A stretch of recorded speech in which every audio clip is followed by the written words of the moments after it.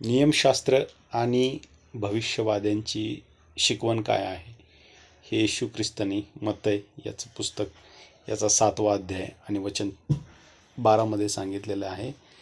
याकरिता ज्या काही गोष्टी माणसांनी तुमच्याकरिता कराव्या म्हणून तुमची इच्छा असेल त्या सर्व गोष्टी तुम्हीही तशाच त्यांच्याकरिता करा.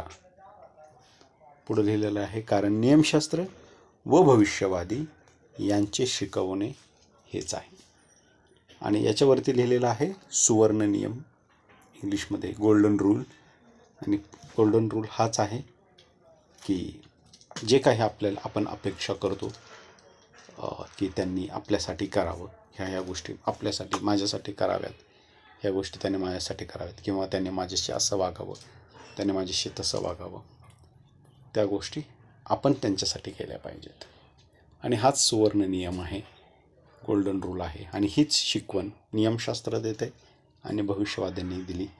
ती एका सरळ आणि सोप्या भाषेत येशू ख्रिस्ताने मांडली आहे, मत्तय अध्याय 7 आणि वचन 12.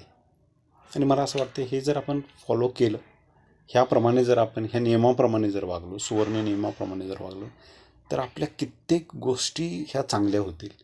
आपली कित्येक नाती जी आहेत ती चांगली होतील.